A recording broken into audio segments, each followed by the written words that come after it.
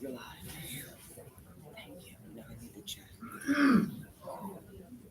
Okay, correspondence. Has turned in a letter. Helping Hands is one of our clubs. They sew for charity, and their major fundraiser is the pancake breakfast.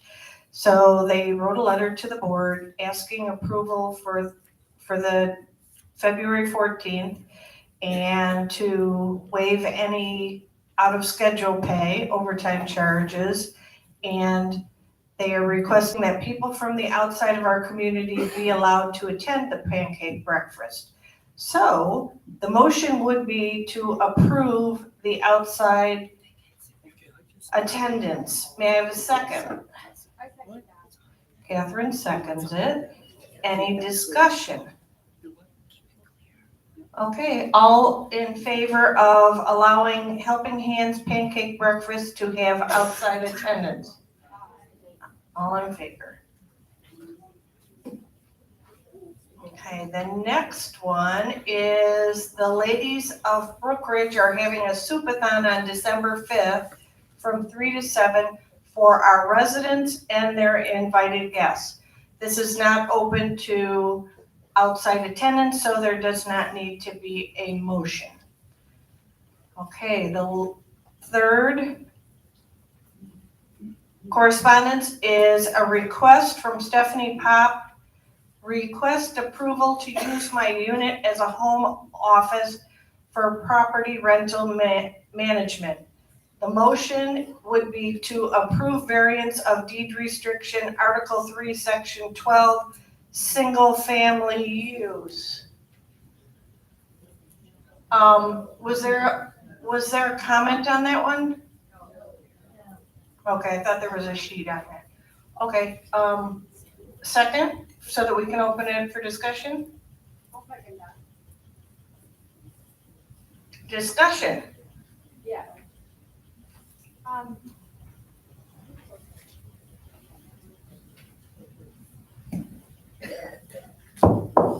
Hello, there it is.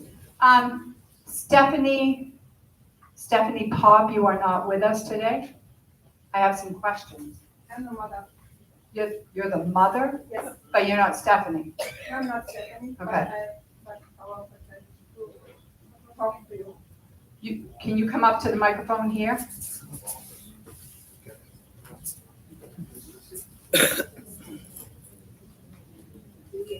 Hello. Can you hear me? There you go. Yep. Hello, I'm Andrea Pop. I'm the mother of Stephanie Pop. Okay, and you're her POA? Yes. Okay.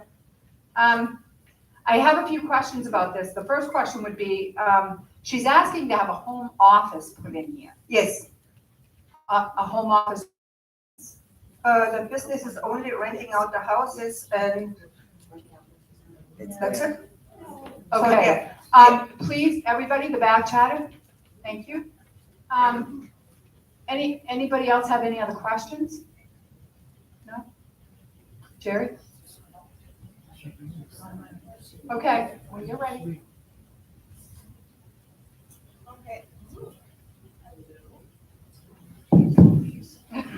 Okay, that would solve the microphone problem. The deed restrictions clearly state that the houses in Brookridge are for single family residential use only. So my thought is that would be a use that the people that voted on these deed restrictions would not approve. Oh, they're not, okay. So So there's no more traffic, there are no advertising, there's nothing around. It wouldn't bother anybody. And these are all houses that are rented out to people in here. again, the deed restrictions to having a home in here state that they're for single family residential use only. At least one person occupying has to be 55 and older, et cetera, et cetera, et cetera. So I think the request is against our deed restrictions. That's Okay, very my nice, thought. thank you. Then I move on to High Point. If you Okay. let Posse, that wouldn't bother anybody. Okay. Houses are rented out for all the year. So there's no business called nothing. So you are against your people in here. I'm done. Okay. I think we've had enough discussion. Okay, I'll vote. Make a motion. Make a motion, the motion was to approve the variance. Is there anybody in favor of making this home a non-residential home? No. All right, all those not in favor of approving this variance? Aye. Aye. Okay, it's denied. Okay. So, now we move on.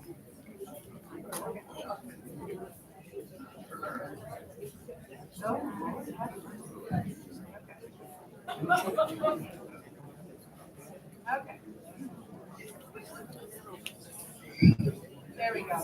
Let me see if I can get this right before I do this. This is the president's report, and I did write up something last night. I had several things that needed to be addressed, and I wasn't really sure how I could do this without trying to put it in different categories, so that's what I did.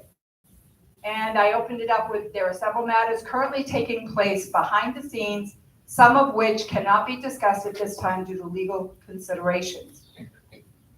First and foremost, I want to clarify the situation regarding the vote that did not take place. The truth is, this board has been operating under a significant amount of stress in our efforts to keep Brookridge afloat. In our urgency, we made a poor decision. As president of the board of directors, I take full responsibility for the decision to send out the postcards and attempt to conduct the vote under an emergency circumstance. I believe that this was the course of action that was permissible due to the urgency of the situation and our sincere desire to protect the future of our community. At which time we continued to check into all other alternative options. I consulted with fellow board members, Jerry, Roberta, Val, and Jane.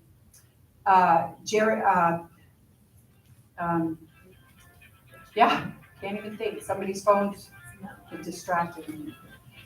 Okay. So I consulted with the board members.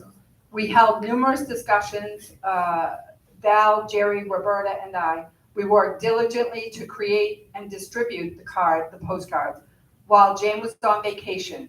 She's in Italy, everybody. Believing it would be a solution to this critical issue. However, the complications that arose, our original printer canceled at the last minute and would not be able to complete the order till well into November. We then turned to the print check, who accepted the task. We met with Jenny, but experienced equipment failure. The press went down. I guess we overworked it. Additionally, their staff member, Jenny, had a personal issue and was unavailable, causing further delays. Once the postcards were finally printed, we mailed them out. Full disclosure, the postcards were mailed out.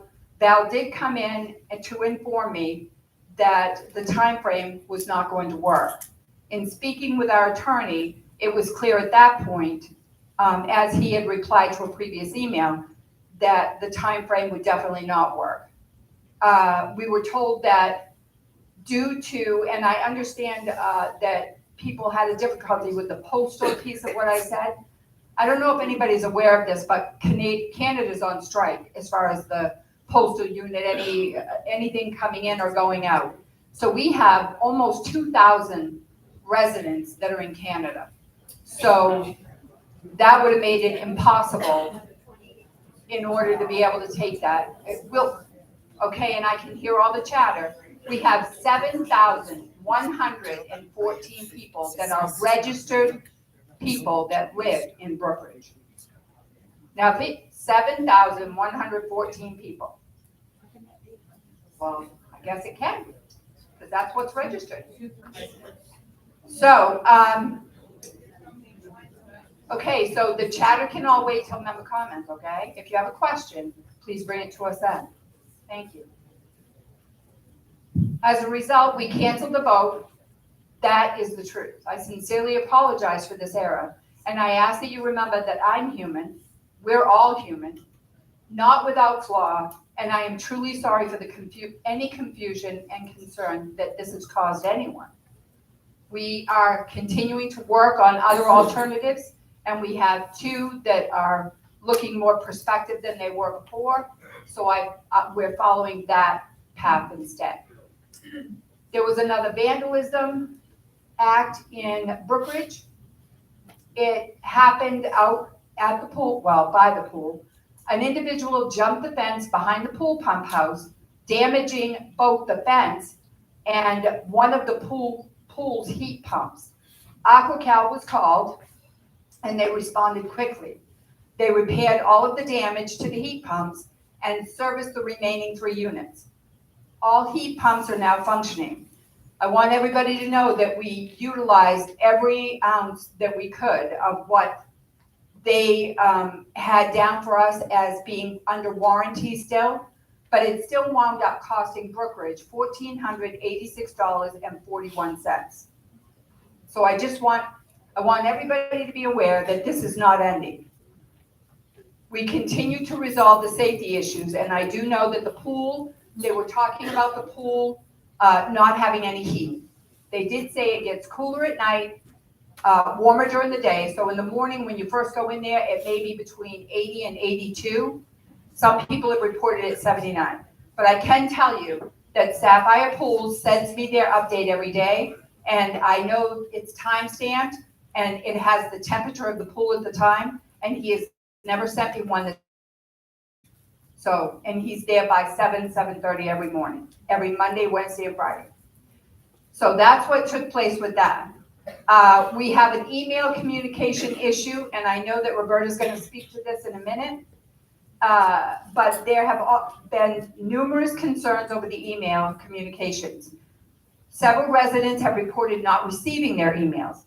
I'm currently working with Brevo, which I told everyone before, to create a new account which will allow us the full administration control over the account to make sure that the blast emails go out timely and that we can have everybody involved in one email versus several emails that are in locked out accounts. We can't get into them. The Brevo people have explained to me that they have tried to get into them through a back door, and that was impossible for them to do. So from this point forward, we're working towards putting the new ones together.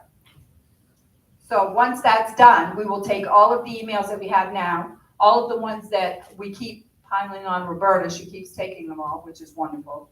And once we get them all together, we will work nonstop till we get everybody in there, because I think it's truly important for everybody to have them. The transition takes time. But please know that we're doing everything that we can to best resolve the issue in promptly and effective manner. The volunteer opportunities with the board and the board membership. We are actively seeking residents to volunteer for all community committees and to serve as unit representatives. We also hope to form a social committee to help organize fun, positive events to bring the community together. If anyone is interested in volunteering or signing up to be a board member, I've left the applications and the resumes on the back table. In addition, we are still accepting, like I said, resumes for board members, for board candidates. The deadline to that is November 3rd, and your paperwork has to be date stamped by that date, no later than 4 o'clock. All resumes must be dated and stamped for any kind of consideration. On a personal note, I realize that I have come across as short and abrupt at times. Please know that this has never been my intention. I am currently managing a community from 2 perspectives, as both the acting general manager and the board president, which can be challenging to balance. I'm doing the very best that I can with both roles and truly appreciate all of the suggestions, ideas, any input, and even constructive criticism. I'm especially grateful to all of those that have come forward to share past experiences, their insights, offer their knowledge and assistance to us as we have saved money and we have not gone into a wrongful direction, even with an AC unit. We went into a good direction, we got a really good warranty, and that's because of the help of one of the members here. So I truly appreciate anybody that wants to come help. Questions to all BCPO members? Has anyone, I just want to know this, and nobody has to respond to this. I just am asking, has anyone received unsolicited messages via Facebook Messenger, text, or phone calls asking them to go to a Brookridge resident meeting off-site, not held by the BCPO?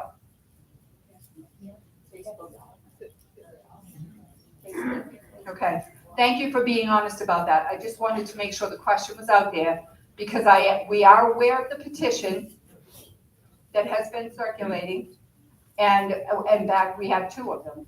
But we'd like to be able to take the meeting at the first of the month, and other than doing whatever we may have to vote on at that time, we'd like to be able to address all the issues that we're being accused of. So anybody that wants to be at that meeting, we welcome all questions, and we will be prepared to answer any and all questions that you may have. So, and that's the end of that. And now we go on to the treasurer's report. Mr. President? All questions are for after, during the member comments, please. So I thought you said that we could respond to you when you were finished. Well, did you fill out a form to respond to me during president report? Okay, so just please hold your question until the end and then we'll answer all of them. Thank you. You did for a president? You have that, Roberta? No, we don't have one for a president's report, so we're gonna move on. The treasurer report? Jerry? Okay.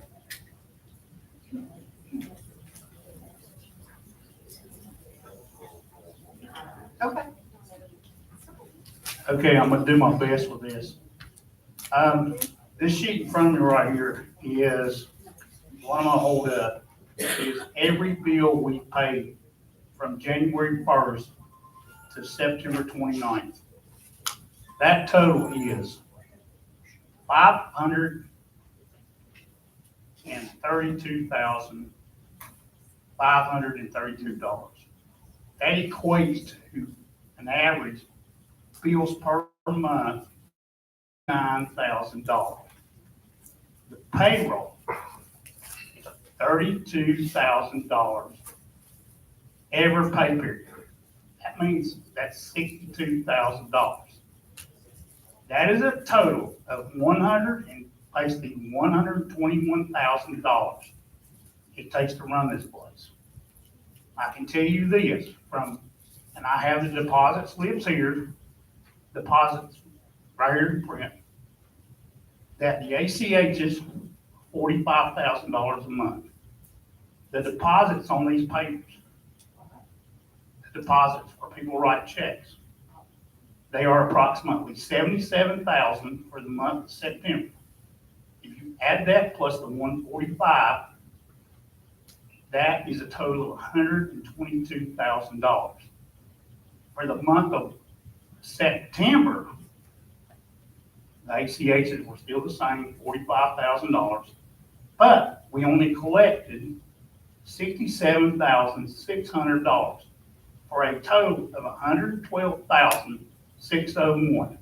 As you can see, that was $9,000 different, less than what it takes to run this place. Not counting the months that have 3 pay periods. There are 4 a year.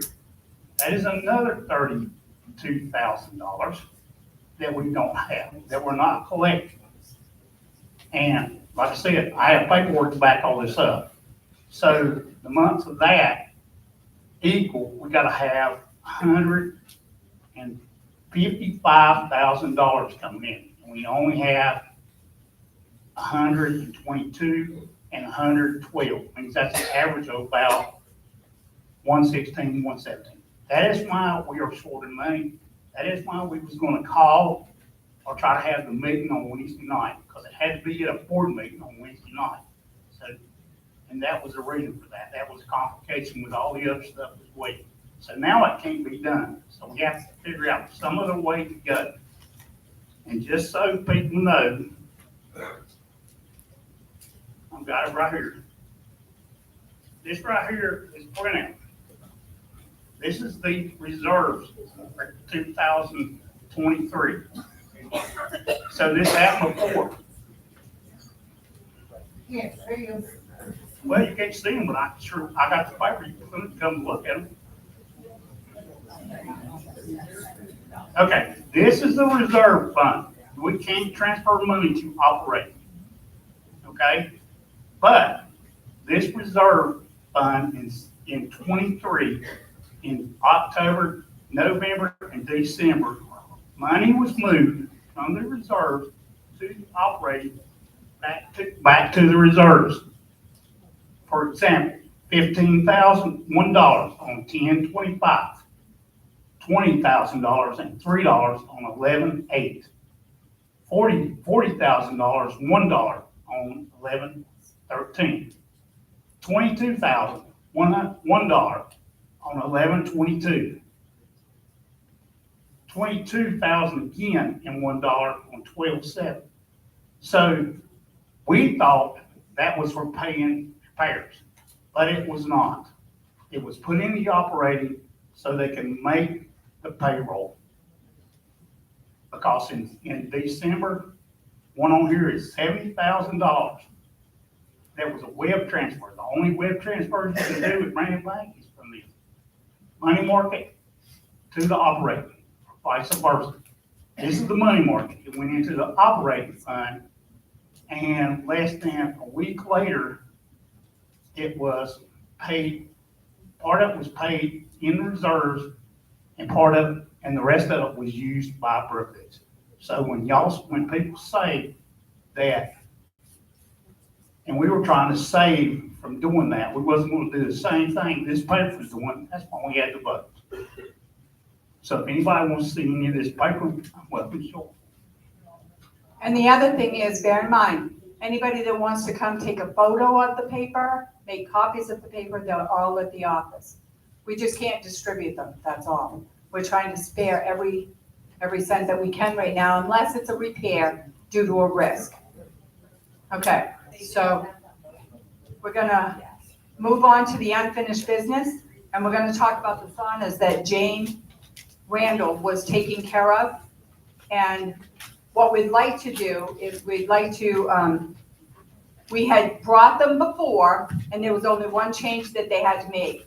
We had agreed that we were gonna have the men's sauna fully redone, which is $20,800. Then we decided that instead of having the women's redone totally right now, we would have the women's heat, and they're gonna do like what they call a fresh up kind of, they called it a fresh up. But it says that they're gonna change the controller, they're gonna change some FX402 contactor, they're gonna put the box of rocks, they're gonna rechange that. And then with everything all together, that came to $2,800. So now we have the actual quote, and we know what they're gonna be doing, and they're ready to go to work. So I make a motion that we accept the bid from Sauna by Design to complete the work for the men's sauna and replacements of the women's sauna.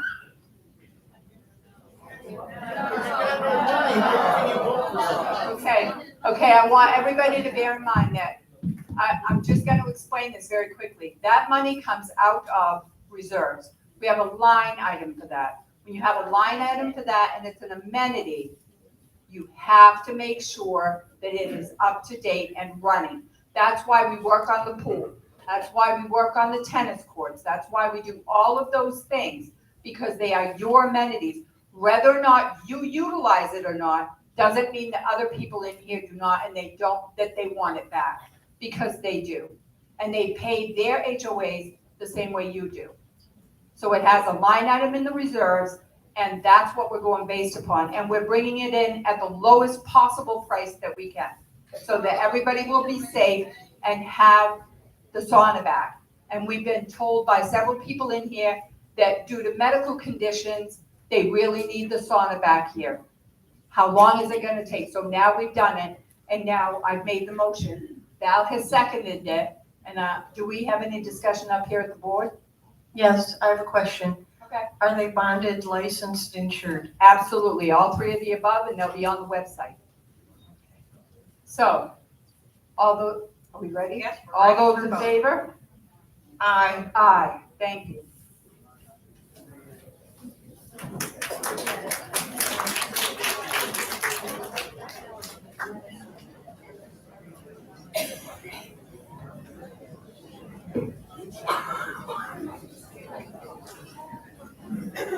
Yes, the next thing on the agenda is the cameras and the wiring.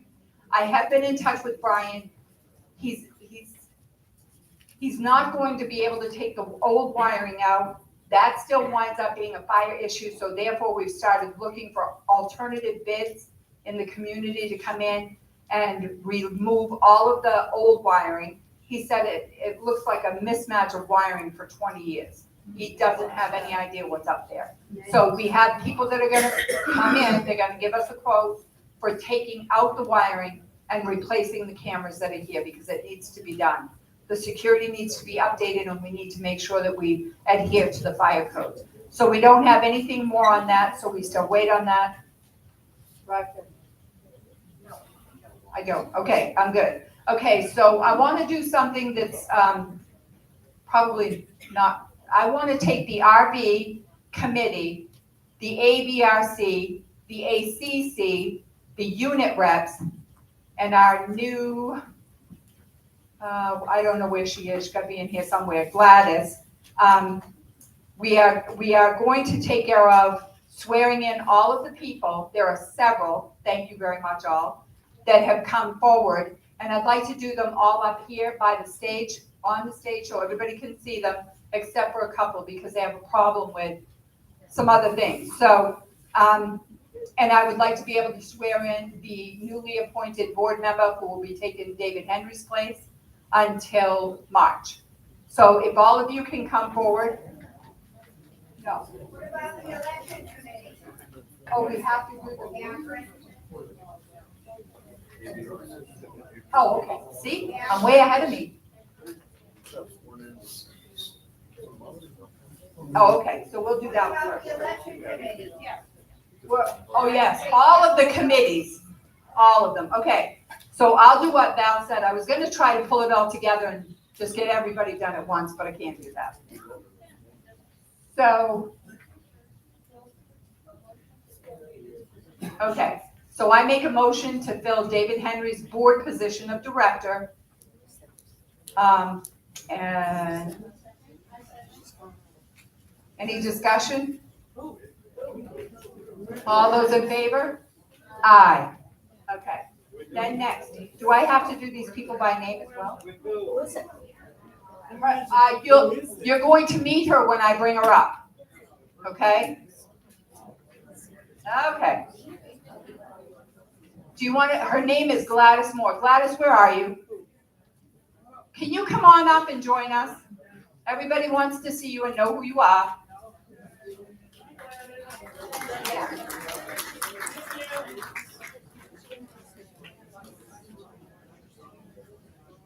Hi, Gladys. You want to come on up? Just as soon as you're sworn in, you can come up and sit with us. Well, sit right there in the front row and we'll call you up when we need you. Thank you. Okay, so the RB, I make a motion that we, don't we have the names to appoint? No, it's approved. Where'd they go? Point of order, Hang on. point of order. President, Yes. we have a point of order. Shouldn't you be just going by the agenda, which is probably gonna be easier, you take them all Gail, out. use the mic, please. Can't hear you. It's okay. We're gonna do that. I didn't realize it would cause so much confusion, so we'll do that. Okay. So let me get on track. Okay, so we have the RV. Page 21. She's got it. Okay, so the RV. Okay.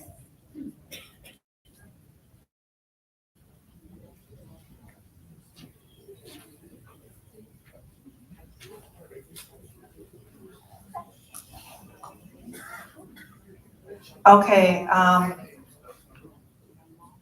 ooh, okay, no. I have it on a scrap piece of paper. Not very organized here, sorry. Okay, so the recommendation is to appoint for the RV committee, Frank Mancine, Barbara Foy Mancine, and Joe Dawes. And to approve for the ACC, Bob Butcher for the Butcher. And for the AVRC, Pat Cass. And for the RV committee, Ruth Briney. So, can I have a second? Oh, they're a different page, dear. They're a different page. Catherine seconds. Any discussion? All in favor of appointing those people to the various committees? Aye. Okay, so. Now you want to say something about the social event committee?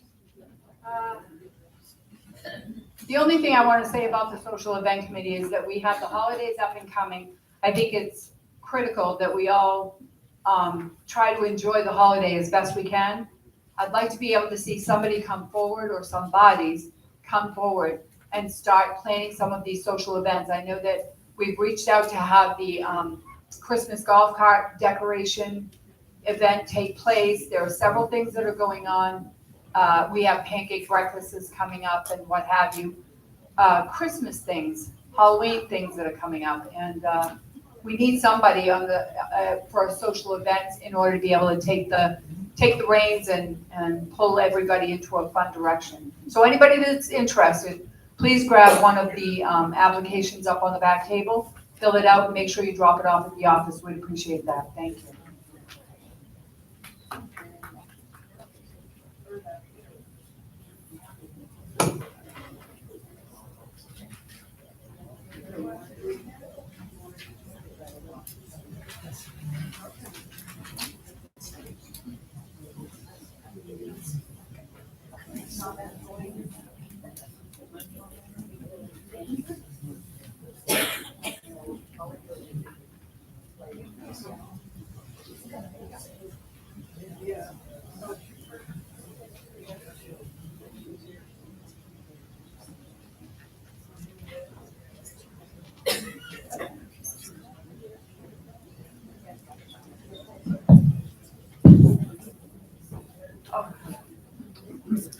First point of order is we had tabled the SOP for the unit reps last month, and we're going to continue to table it because we found out there's another SOP that's related to the unit reps as far as welcoming new committees. So we want to make them so that they collaborate with one another. So we're going to have usually the unit reps have a meeting right before the board meeting, but because the calendar started on the 1st of October on a Wednesday, we're already on the third week, but the unit reps are only on the second week. So we'll be meeting next week and we'll go over the SOPs to get them coordinated.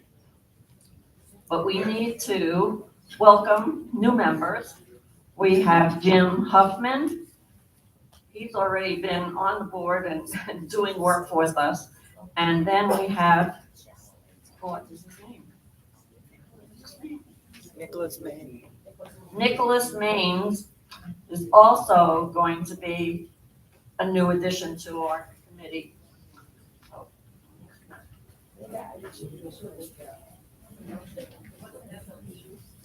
Standard operating procedure.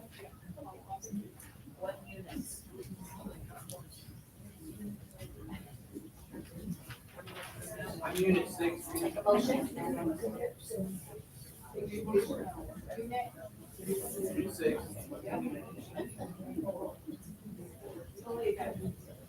Unit 6, Unit 4. So we're looking for more people. According to the bylaws had set a number of people to join, to be representative to each unit. And you all are supposed to nominate the people from your units to the committee to represent you. But we haven't had too much, experience with that so far. But I can understand on those circumstances of what's been going on lately. But hopefully that's going to improve. So we do have a few units rep, and we will continue to welcome all the new committees. We're starting to work on the new way of welcoming the new members. And I'll discuss a little bit more when I go into the lack of email as to why some material hasn't been dispersed to the people that are coming in. Need a motion to welcome the new members to the unit rep committee? Any discussion? All in favor? Welcome.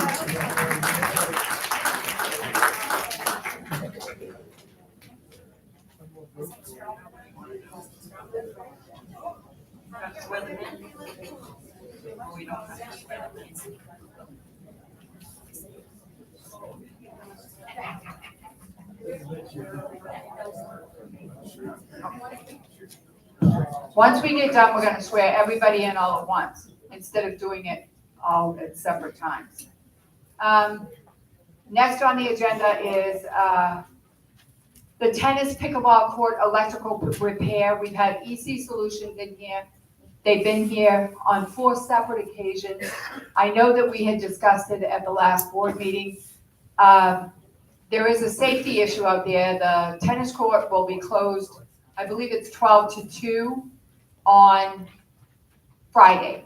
So they can come out here because they have to do some electrical, he wants to check some things, and it may blow the top of the bulbs off on the top, so he doesn't want the glass dispersing everywhere. So it'll be closed from 12 to 2. And then we have somebody coming out and checking the AC unit here in the building. We apparently, from what I'm being told, we have 2 that are not working at all. Then we have 1 that is brand new that they're gonna do under warranty. And then there's another one that's pretty much those 2 are running the whole building. So they're gonna come check those, clean them out, check them, and make sure that they're running correctly. That'll be Friday afternoon. So if you see a bunch of workers here on Friday afternoon, that's what they'll be doing. I can tell you that working with EC Solutions, they're making sure that everything is done and that we have all of the reports. And if there is a safety issue, they come to us first before they do anything at all about it. We're up right now, we're up at $3,418.21. That's where we're at right now in order to be able to do the repairs. But there are other things that are going to be added to the list. So we'll keep you guys posted. Oh, well, you can do that now. Okay. All right, back to the deed restrictions. After some discussion amongst ourselves, we decided that if we can get it on the ballot, then let the members decide whether they want those entrance signs in the median as you drive up. So right now, the deed restrictions does not allow it, so we would have to add number F, entrance signs, and it would be approval by the board. You may place median signs in the holders no earlier than 5 days prior and must remove within 24 hours after. No weekly or permanent signs. Those rules and regulations are in effect right now. So there shouldn't be any weekly signs or permanent signs.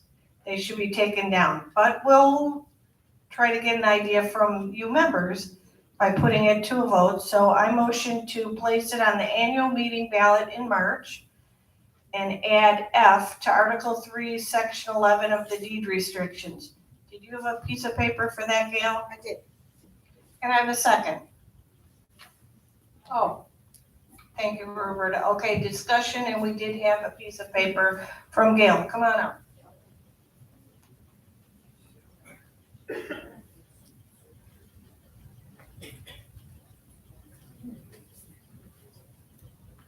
Gail Metcalf, Unit 6. I want to caution the board for making the deed restrictions so restrictive. Deed restrictions shouldn't be that restrictive, because if something happens and we don't like it after a couple of years, they have to go through the deed restriction change again. That's why the rules and regulations are there. It's just from my experience from working with ago when we redid them.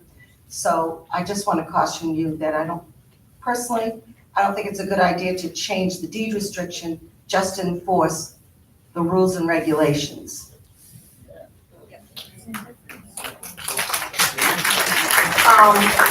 Gail, but it does outline that there should be no signs except, and then it lists them. So the deed restrictions kind of already do not allow that, so. Okay, but they don't. My first thought was to take that section out of the deed restrictions and regulate the signs through the rules and regulations. Okay, But so, we wanted the members' input on it. okay, so what you have here, I don't understand, because what it looks like here is that you want to add this language to the deed restriction. And it does say specifically what signs can be used, but it doesn't have the days prior and that, when you can place them. Okay, I'm That's- understanding where you're right. getting at now. That is very restrictive, and that Okay. shouldn't be in the deed restrictions, because that's not what the deed restrictions are for. Okay, well, we have to send it to the lawyer anyway. So, but at least something about the entrance signs being added, because right now there's no allowance for entrance signs. So.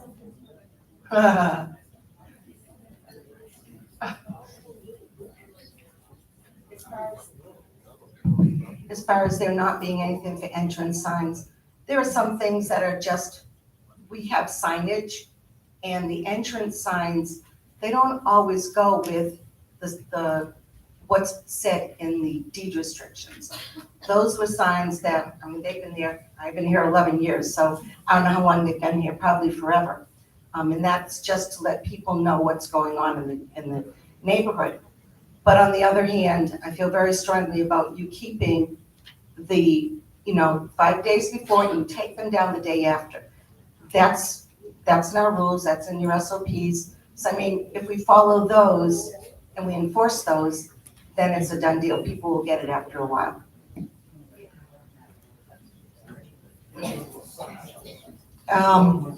I'd like to make an amendment to my motion to get rid of all that restrictive things and just put add Article F, add F to Article 3, Section 2, entrance signs per rules and regulations.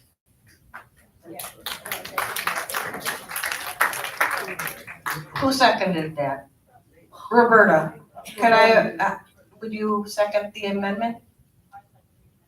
Okay, any further discussion by the board? And we gotta send it to the attorney anyway. right, it goes to the attorney, so I don't have any discussion. Okay, all in favor of the amended motion? Aye. Okay, thank you.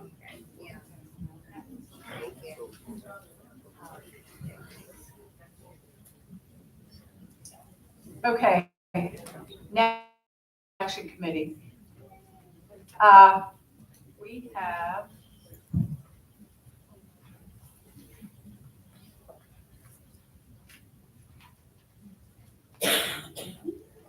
Point of order. I'm sorry. Okay, I make, Point of order. You didn't vote on the board date?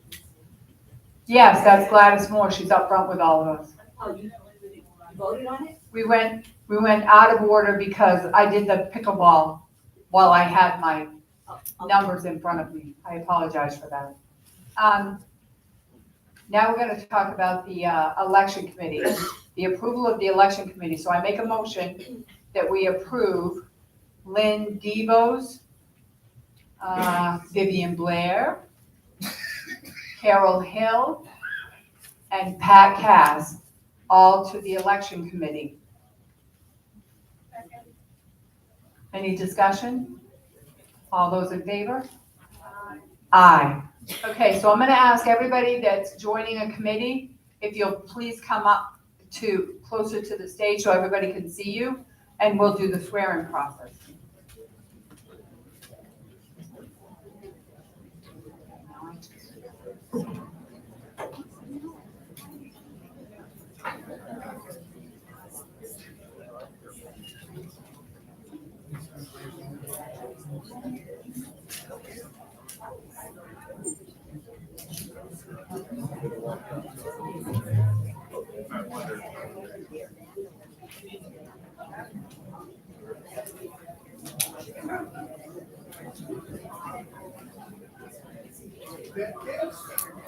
Okay, can I have you guys?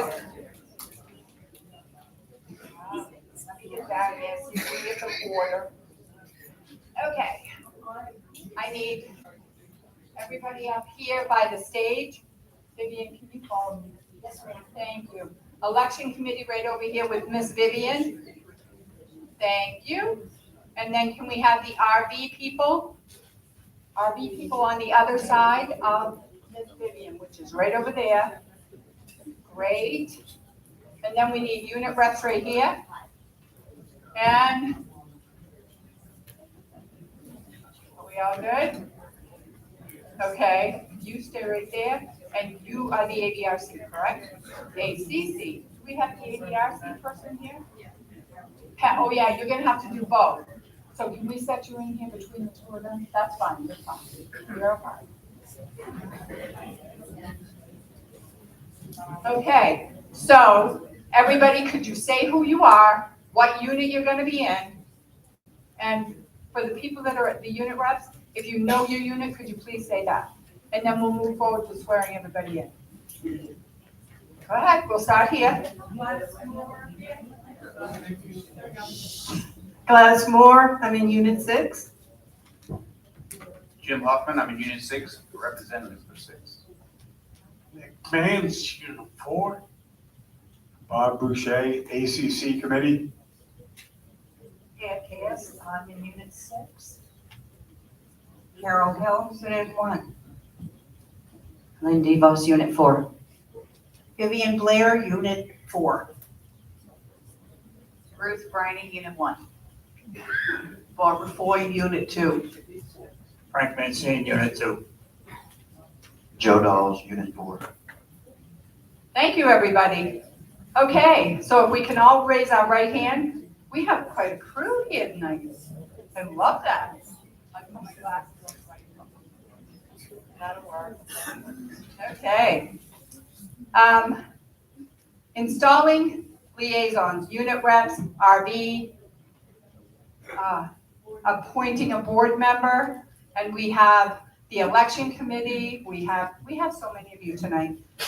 Do you solemnly promise and swear that you will administer the office to which you have been appointed to the best of your ability and judgment, in conformity with the governing documents of Brookridge Community Property Owners, Inc.?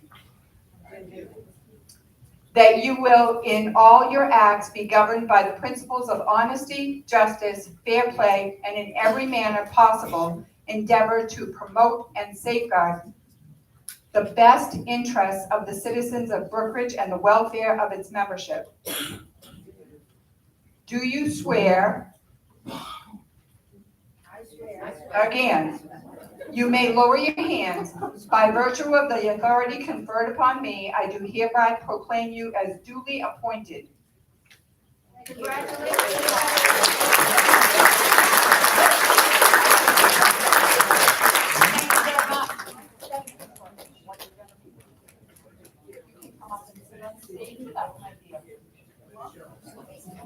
Yes,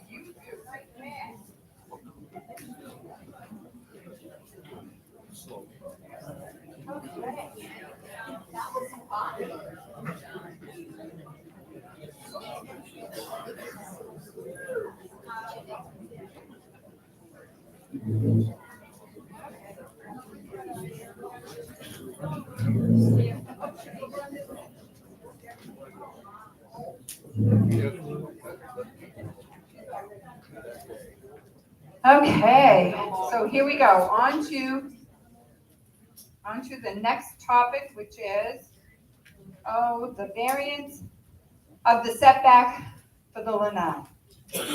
This is, Frank and Barbara, are you here? Can you come up to the podium? We may have some questions for you.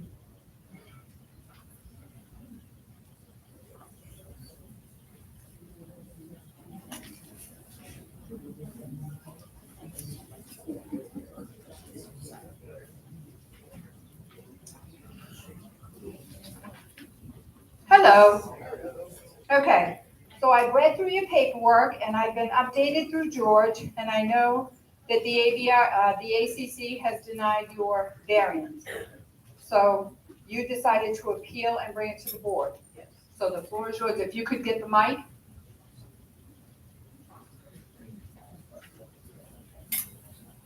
Okay. Okay, you're requesting to put in a screen that is, the variance you're requesting is a 3-foot variance because you don't have a 12-foot.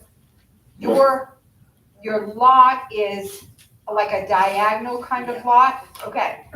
So, and you want to be able to put this out back of your property where your lanai is, you want to extend your lanai.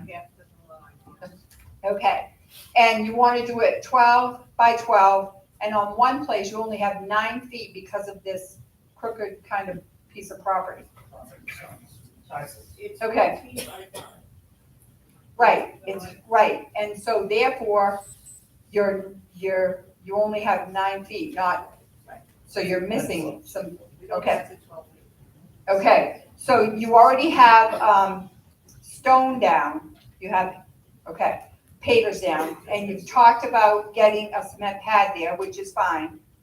But the difficulty we're having with, making a decision about the, about this lanai being extended is that clearance upon your neighbor, and I know your neighbor did write a letter, it was beautiful, but upon your neighbor selling that house, is somebody gonna want to be able to adhere to that in their space? It's only, it's not impairing on all of it. It's only encroaching one area.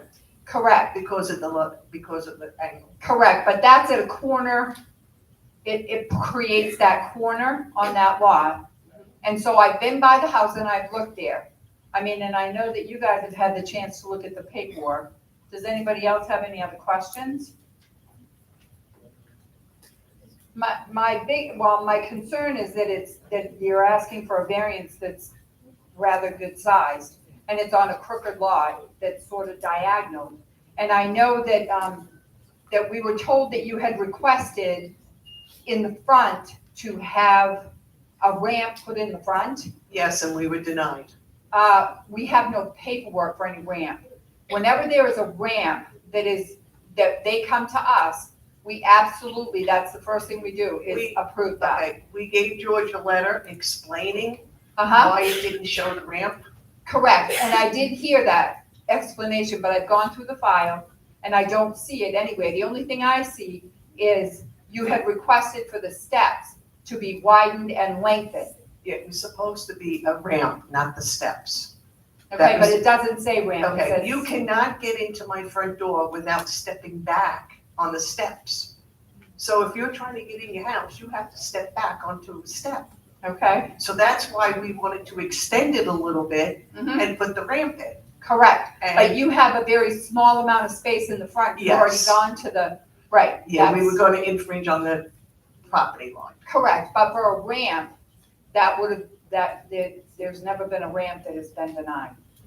Okay. We can't deny a ramp. Okay, what the problem is that on my lanai right now, Uh-huh, we have a ramp yes, that takes up just about all of the space. The lanai is not that wide. Yeah, I've been seeing the pictures of it. Yeah. So that's, we put the ramp there, it's hard to get in and out.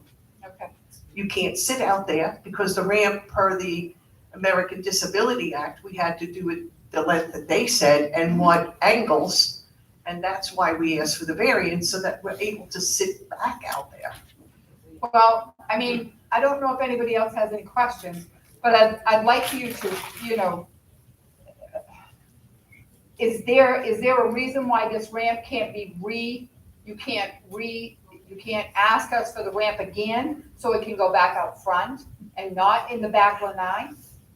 If you put the ramp up in the front, it'll extend into the middle of our driveway. You must have 14 feet ramp for that much height, according to the American Disability Act.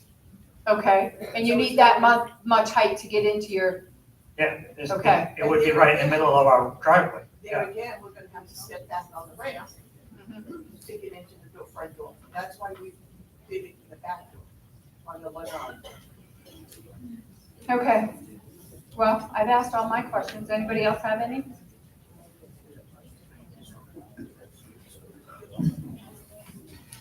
Relook at it. Is there a reason why you can't have that 9-foot section go back a little bit on that patio, make it angled so that it conforms with the lot line? No, because you're still taken away from that area. You can't sit out there without it. So if we put it back on an angle like George showed us how to do it originally, we don't have enough of room there. We're not gonna be able to utilize the lanai. And how long has that ramp been there? We put it in because I'm a 100% disabled veteran. And did you have to get ACC approval for the ramp in the back? No, because it's inside of our lanai. That's why I'm not on the ACC. Thank you. Anybody else have any questions?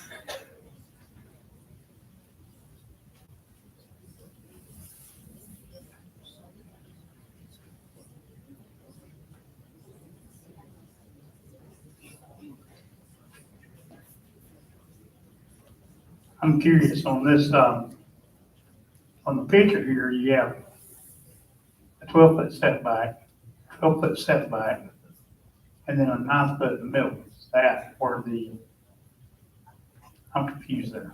That's just the way the property line is. The property is diagonal, Jerry, and that's where the diagonal piece is.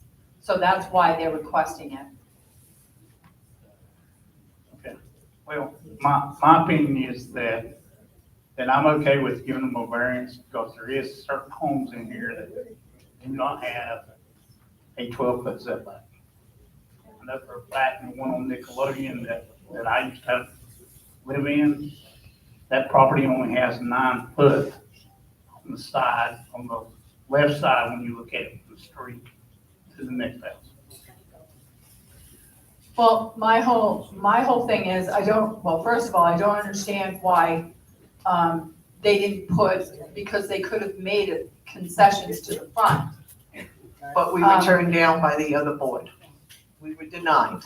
I don't believe that the ACC would have the ability to deny any ramp, especially when it's for someone that's 100% disabled. What happened with the ACC is that they did not read, according to the code enforcement gentleman that was in charge back then. Okay. He came to us and said, you're denied. Mhm. And we said, but I'm disabled. And he said, well, we didn't see that on the application, but you've been denied. That's what we were told. Okay, so I think, what is the width of this, what are the dimensions of this ramp that are in your lanai? 14 feet long by 34 feet wide, 34 inches wide. And you don't have 14 feet in the front of the house? Absolutely not. We would have to take a ramp make a platform according to ADA. You have to come down to another platform and then come out this way. And that's just gonna destroy the appearance of the house. So wait a minute, let me just make sure, because I want to make sure I'm hearing this. So putting a ramp in the front of the house would destroy the aesthetics of the house, Yes.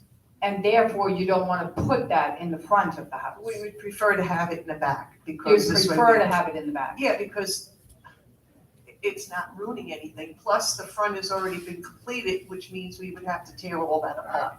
Okay, my whole thing with this is that I have worked very closely with the VA, and they've been wonderful at adhering to aesthetics when they're putting in. They've tried their best with them, they've done a really good job. But they definitely like to put them out in front of the house, and there's nothing that we say about them being in the front of the house. It's So just- I'd really like for you to maybe go back to the VA and see whether or not you can have them put their paperwork in and have their crew come out and take a look at what can happen in the front yard. Okay, if we put it in the front, we're gonna Yeah. have to extend out that platform. Right, Because right now, we can't even get a wheelchair up into the front door. okay, so that's why I'm saying, had you not done it yourself and put it in the back and had the VA come in and do their measurements and their magic, putting them in, because they put in a gazillion, I really think that they'd be able to adhere to some of the things, questions and concerns that you have. But I would really like to see you get a hold of the VA, have them come out and help you out with the plans for it. We're gonna have to extend What, it what out. would have to happen is that, according to ACC, where my doorway is, I must go up 5 foot by 5 foot, then go down to a ramp to where my garage is, put another ramp 5 foot by 5 foot, and then go 12 feet out on a ramp. Now that's almost to the Okay, street. so I'm just gonna, I can't speak for the ACC unit because, the committee, because I don't know much about all of their stuff. But I do know that, that they have worked, as well as George, the code enforcement gentleman that we have, we've all worked and managed to figure out a way to do it a different way that adheres to and doesn't need a variance in order to be able to disrupt the neighbors or the appearance of the neighborhood. So I'd really like for you to call them and have them come over and do that. And if you need my help or George's help, or you want to bring it back to the ACC, I think that would be a good idea, but that would be where I would lean to at this point. But thank you for answering all of my questions. Do we have any more discussion?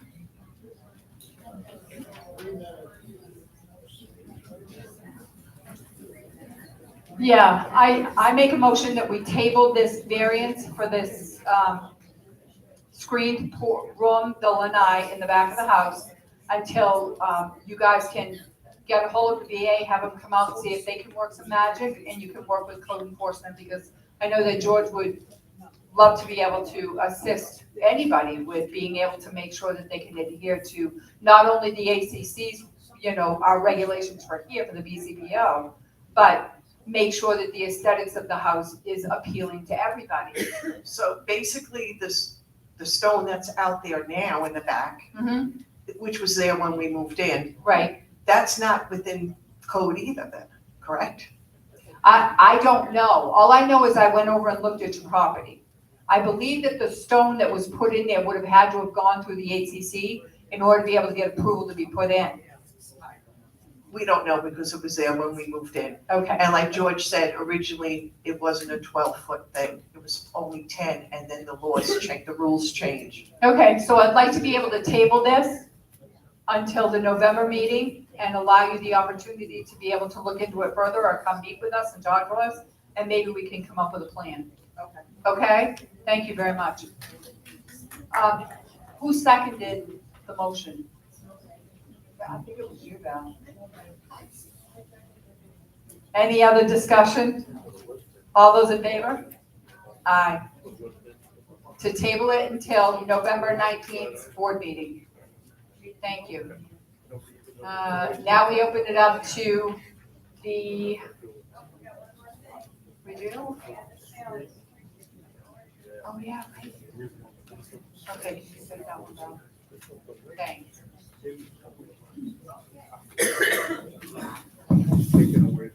Another deed restriction that we want to put on the ballot is ownership. Reduce the lot ownership from 5 per to 3. 3-0.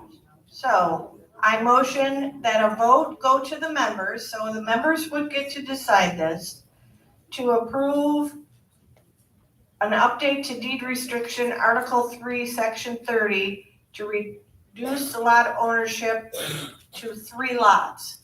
May I have a second? Is there anybody put in a piece of paper?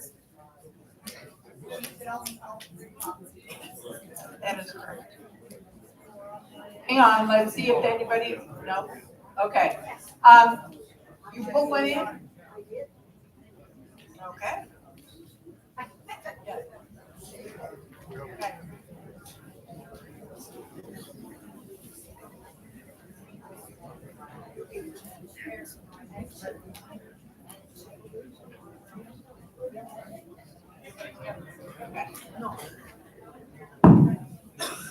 Gail Metcalf, Unit 6. I'm hearing a lot of chatter with this proposal, this deed restriction proposal. I was part of the board that changed it to 5 units. We tried to get it to 3, like most communities do. And the reason why it was brought to our attention 10 years ago was that there were companies buying the homes, and some of them had 10 and 15.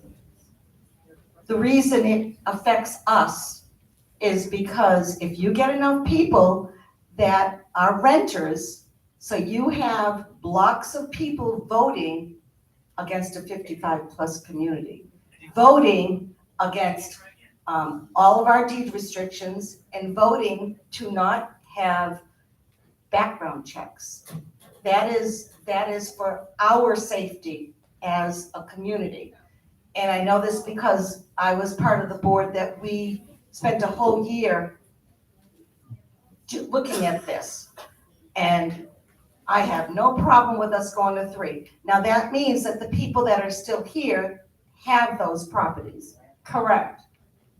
So before the chatter, right, before the chat, they don't have to sell. So before the chatter gets through, this is really something for Brookridge. Correct, and I just want everybody to know, I gotta tell you, I feel, I'm really passionate about this now that we have been working in the office for quite some time.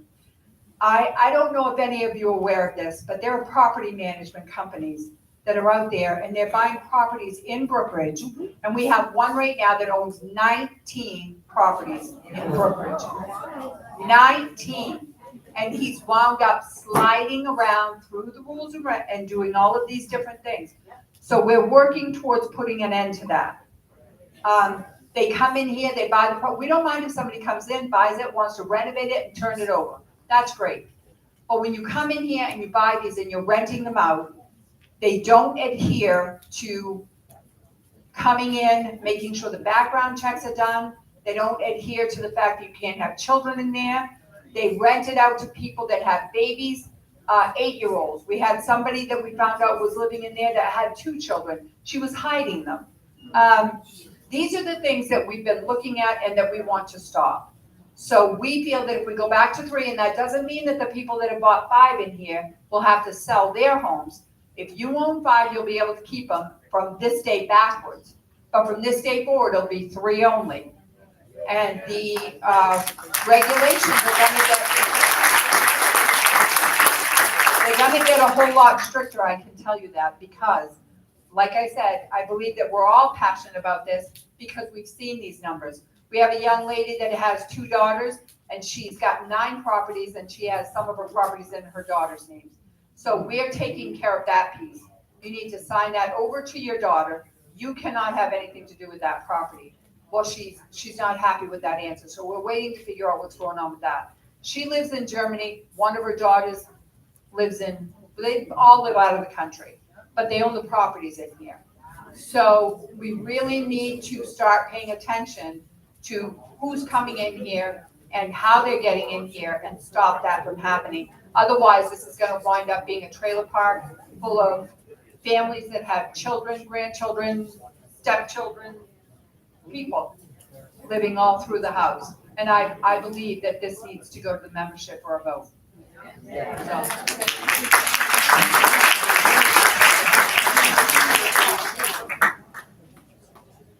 Okay. Any other discussion? All those in favor? Aye.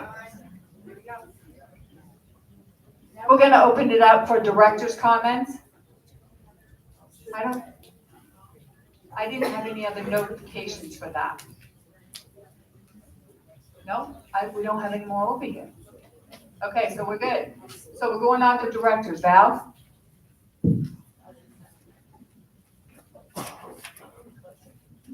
Thank you all for coming out tonight. It's wonderful that you care that much about this community.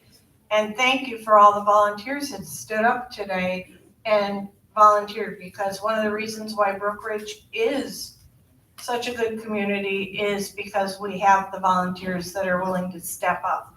And I'm really looking forward to some Christmas things if somebody will step up, please.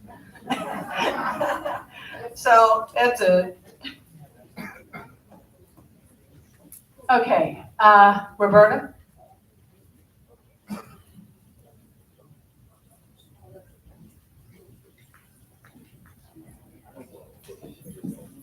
Okay, so one of the things that happened during the discussion about moving the money was a lot of chatter on social media, and I was looking through it, and a lot of people were saying that they don't get email.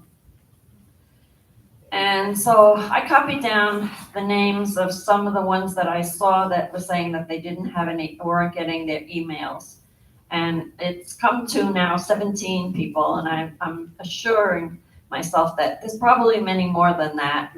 So one of the things I did find out in talking to the administrative staff in the office was that the packet, and a lot of people were saying not only do they not get emails, that they haven't gotten the information in their packet. And apparently the packet that they're supposed to get when you come in has only been given out in the last year. Now I know that when our president moved in here in 2019, she said she got a packet. When I moved here in 2020, there was no packet, there was no dialogue, there was no information that, it was like, nah, you're not important. Nobody comes see you, nobody talk to you. It was horrible. So anyway, then when Jerry was president, I know he tried to start the unit reps, and there was more unit reps and a lot more information was given. But somehow after that, it seemed to have fallen by the wayside. So now we are trying, with the new unit reps that we have, we're looking at the SOPs about streamlining the way the SOPs are, because they're very contradictory. They're outdated from 2007. We're not even a 55 plus community in the SOP. So a lot of the things that the SOP is stating in that year isn't even real right now. So like I said before, our meeting usually precedes the board meeting, and we would have probably taken care of a lot of this yesterday. But now we're going to table that and look at it next week so that we can kind of move forward and try and determine the amount of information that we're going to do. I've spoken to Ike Beaudry, and he is willing to go along with what we want to do. We want to have on the Wednesday night social hour, we want to have a table set up with all the kinds of information so that everybody that hasn't had the information that we want you to have will make it available for you, so that way you'll get to meet Ike and Kathy, and they do a wonderful job at the social hour. And you'll not only meet other people, you'll meet your other representatives, and you'll meet all the people in the community, and it'll just be a better way to get mingling into the community, and so you won't be shut off and just limited to the few little things. You'll get to know who are in the committees and know all about the different groups that we have here available. So I think it's working in the right direction. And please come join the unit reps. You're supposed to be nominating them. You have to get involved. Okay?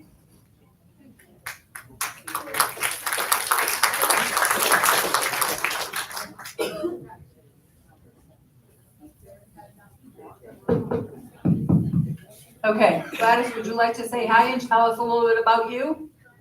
Great.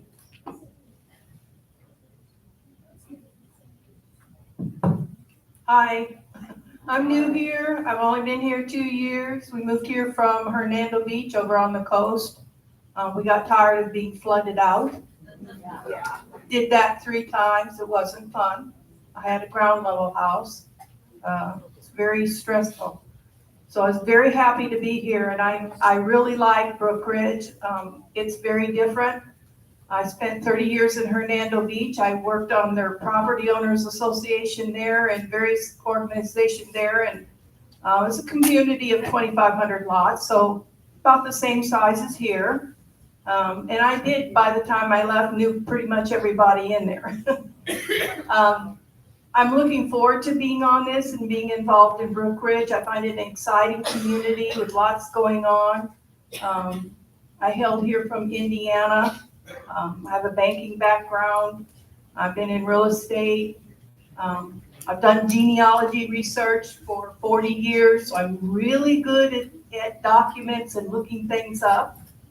And I'm pretty good on the computer, and I'm looking forward to helping and meeting with the unit rep and anything that anybody needs you. I'm welcome. Thank you very much. The only thing that I wanted to add is that we are moving forward. I met with the Community Development Committee. The contract is done for the engineer to come in and start doing their piece.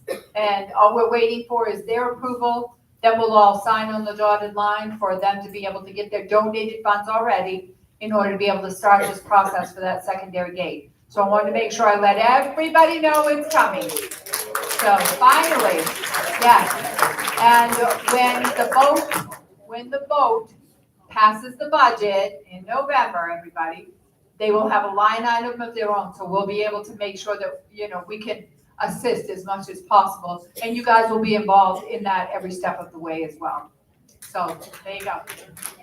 So now, without further ado, I think we're going to go get a couple of questions while people start for the member comments lining up from YouTube, because I know that Kelly just motioned me that we have a few. So, it goes back to the earlier conversations. Martin Feeney, he said, no way, 2,000. So, I'm not sure what that's about. Then we have Mark Colt, more vandalizing, in the form of a question. Yes, it seems to be the pool area that gets the majority of it. So we're working, like I said, to get cameras out behind the pump house. We want to make sure that we can fix that back fence. And we're looking at different alternatives that are going to be inexpensive, but definitely are not going to be good for anybody that tries to go over the fence again.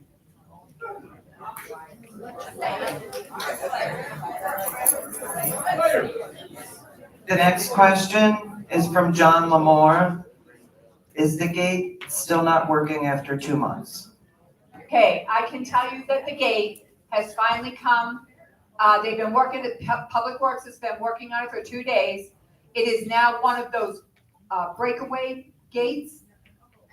So they put it all together yesterday, worked on the arm of it today, did a couple of things. Now they're trying to, whatever they do when they do the software piece of it, so it's all electronically running smoothly. So they'll be back there tomorrow, but they're hopeful that it'll be done by tomorrow morning, up and running, and all will be well. So we're a little bit leery that people will not realize that they're there. So we're gonna get bigger signs to put there so they don't keep running into it. So that's being worked on, yes. Okay, then there's another one. A few folks have acknowledged that they did receive the invite via Facebook for an off-location meeting. And then we have, Richard Feiss. Treasurer's report does not take into account any of over $100,000 of interest payments each of the last 2 years and many other income streams, some of which have been cut off. Okay, Richard, if you want to talk to the treasurer or Jamie about whatever you just said about interest and all of those things, they're available. Jamie's here on Tuesdays and Wednesdays. I looked forward to your call tonight, but I didn't get it. And Jerry is in the office every day. So they are more than welcome. They have welcomed residents on a whim just coming in and wanting to talk about whatever it is. Very, very open and welcoming for people to come in and talk to us. Okay, first in line. We need your name, unit number, and then your question or your comment.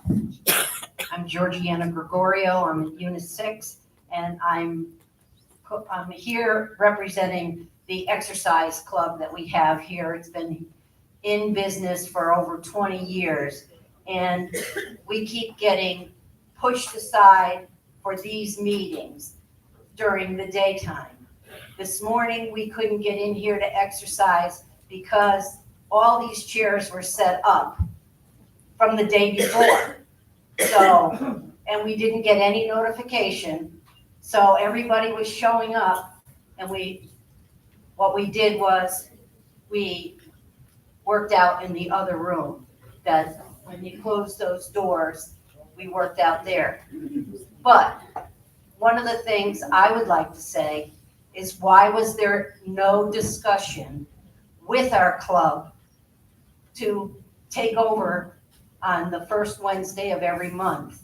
We cannot get in here between 8:30 and 9:30 to do our exercise because they have to set up for this meeting, the town hall meeting.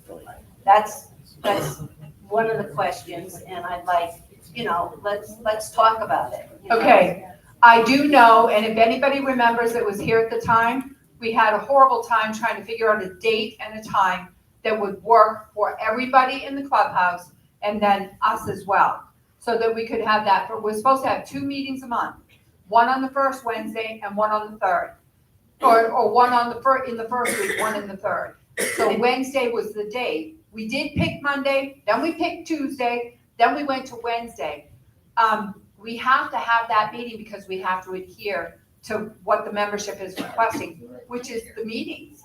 Okay, I don't have any problem with the meeting. Okay. I'm having a problem with discussion about it. Why were we not included in this talk? Because we would have asked for alternatives. Okay, so would you make an appointment with Kelly and talk to her about an alternative for that first Wednesday of the month? We talked with the previous clubhouse manager, and we were told that we were all set for the morning, we didn't have to worry about it. Okay. But we're willing to offer that we work out in the kitchen area place. The only problem is when the snowbirds come back, we have over 50 people, and that's a small area to work out in. Okay, so my suggestion is to work with Kelly. She's wonderful. I'm sure she can help you figure out a place or a time frame or whatever will work. Well, we've been working out Monday, Wednesday, and Friday for over 20 years.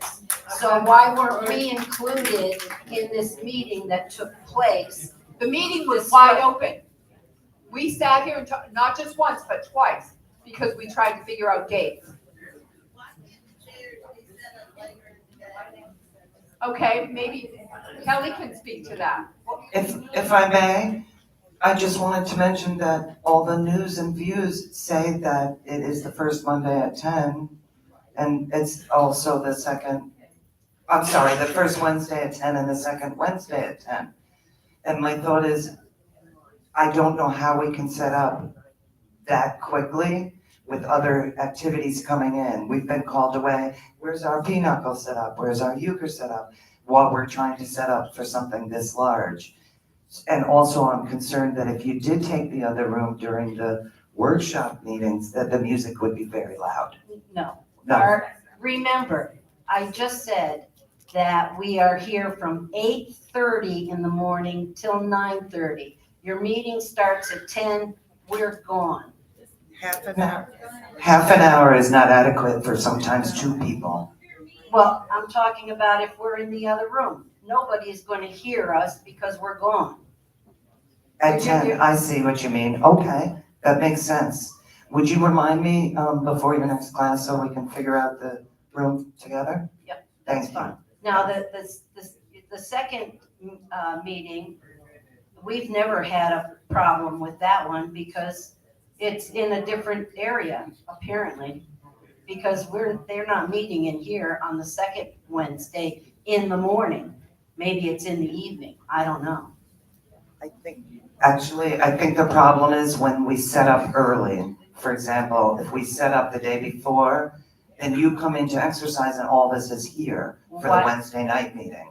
Then it can't be. What, you can do it early after 9:30 in the morning. That's early. I mean, if you're gonna do it That for the makes next sense. day. Okay, can Yeah, I just make a suggestion, since the line seems to be getting longer? The 3-minute timer has gone off, and can you meet with Kelly and talk about all of these issues? This is the first I've heard about it. So, And if it was discussed with the previous manager, so. well, I'm not the previous manager, I can't help you with that. I apologize, but Kelly is absolutely willing to work with you to try to figure something out. And thank you for bringing it to our attention. I appreciate that.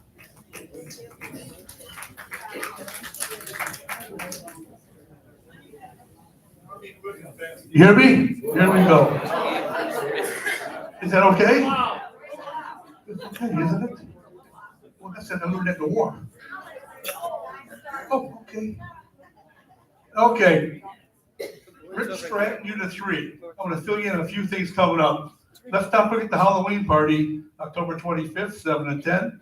Female, male couples, best costume, we got awards. Let's also consider the car show coming up November 2nd over by the Pro Shop.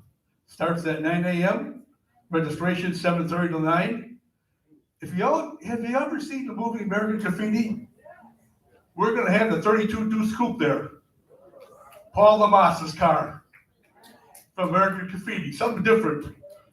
Also, not only will we be giving awards away for all the classes and best paint, et cetera, et cetera.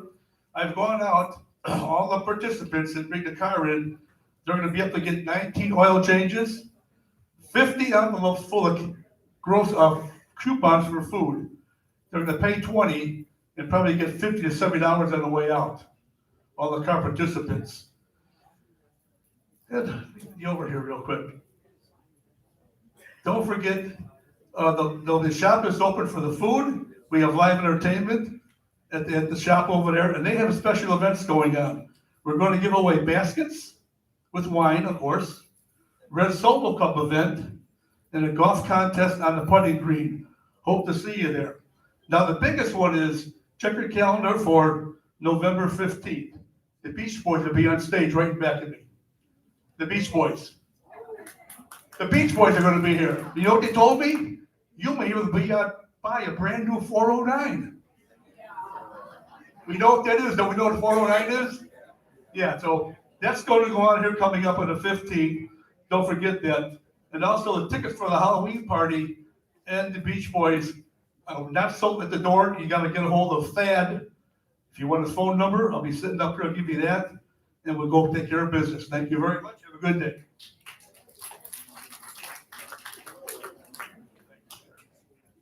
Testing one, okay. My name's Jerry Milby, and my wife and I are in Unit 3. And Madam President, I just wanted to make some comments and make a request. And I think it's appropriate, but if it's not, you can let me know. My wife and I came to the meeting this evening early for the 6 o'clock voting meeting this afternoon. And we came because of the need for some help with the finances. And based on the story that we heard in the newspaper, and Mr. Foster covered some things tonight. And so I would really ask you to consider if there hasn't been things in the past presented. If so, I apologize for not seeing them or making them or, receiving them. But in order to make a vote for us and to be confident, I would hopefully think that it would be helpful to you folks as a board, also to all the folks here in Brookridge, to understand what actions that you have taken or are taking to stop those activities that has created the problem. That's the part I don't know anything about. And I understand it's under investigation. Right, so that's what I was just about to tell you. It's under investigation, and I'm sure that you'll all see extra cars in the area, extra people, extra law enforcement. They will all be patrolling at different times and in and out of the front office. There is an active investigation, and there's nothing that we can speak to as far as that goes. What I can tell you is that we are looking at every avenue that we can. I did jump the gun with the board because I thought because it was an emergent situation, the time frame could be less. Then when Val brought it to my attention after the postcards were already out. We thought we could do it on an emergent basis and we could not. So we had to cancel that. But we are definitely working towards two separate alternatives. And I believe I have I pray that one of them comes through. Because this has been, we need to have that come through. Right. Yeah. And I would just say in response, and I understand the complications when there's an investigation, a formal investigation. Yes. I can understand that. Yeah. But as Mr. Foster talked about tonight, the amount of checks written that exceeded the budget. Well, who's controlling it? Who's stepping in to say, hey, we're going to stop this. We're going to make sure that. I believe that you're looking at the people that stepped in and got ready to stop it. We're not gonna write out checks that don't have any money to cover them. We're not gonna cover anything that isn't a reserve right now unless it's a necessity. Right. That's what we're doing. We've taken care of, I can't speak to it. I just can't speak to it. I'm sorry. Yeah, and I would just say to you, and I understand that your folks are trying to get the handle on it. I really do. And I don't doubt it a bit. I'm just saying, there's things that were discussed as he brought out even about the checks. And so if there's other people out somewhere here in Brookridge that's writing checks off of our checkbook, I would think that there would be some sort of action taken to make sure that that is under control. Well, I can tell you, all of the credit cards have been, all of them at this point have been changed. No, 2 of the 4. Okay, so 2 of the 4 have been closed out altogether. The other 2 he's working on this week. We're changing all accounts that had anything to do with any other credit cards that might have been floating out there that we have found. We've shredded those, and there are some that we haven't found. So we're just changing those accounts all together. Okay, so we're trying to follow and make sure that there's no way for people to access that again. Yeah. And I would just say to you, consider, think about it. That information as you develop it, that information that you can report to us to let us know, because you're asking us also to vote to put more money in. Correct. Have any idea what's happening. Correct. Okay. Right. Thank you. I hear you, and we will share what we can when we can. But when the lawyers and the sheriff's department are saying you cannot speak to it, then we don't.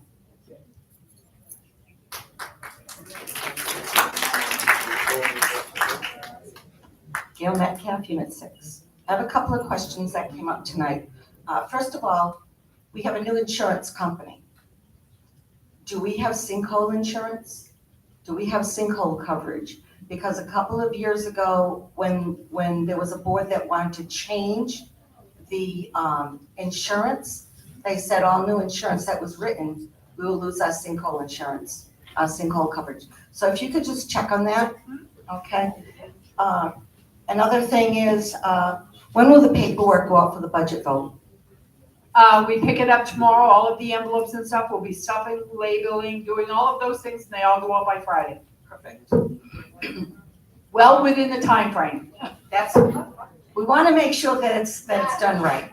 Okay, okay, and a couple of other things, but I thought about the variance issue. I want to thank you for not voting on that, taking more time, but you want to remember that once you grant a variance, you're going to be loaded, and those variances are there for a reason. And our forefathers, they were thinking. The other thing is, rock and cement is not part of that 12-foot the setback. Correct, you can have your whole yard concreted and it doesn't, that's fine. It's when you put something, when you erect something off that, correct? Yes. Exactly. That's what I It's was the told. structure, it's the structure Yes. that the ACC Can we did not stop the allow. back chatter so that Gail can get her point across, please? Thank you. Thank you. So I just wanted everyone to be aware of that. The setbacks don't have anything to do with the rocks that are in there, but they have to do with the structure itself. And I thank you for tabling that. Thank you, Oh, Gail. I have just one more question. Just one more question. So I heard somebody asking, we're getting the main gate fixed. Are we going to do anything about the pedestrian gate? Because people have been walking in. They're all being done. They'll all be Perfect. breakaway gates. Perfect. You know, they're doing the two primary ones first. Right. Yeah. Okay, so the pedestrian one that used to have to use a fob, it has not worked in years. Correct, but that's Okay, being that's gonna be worked all part on. of it. Yes, that's Perfect. part of the whole thing. Okay, thank you. Thank you.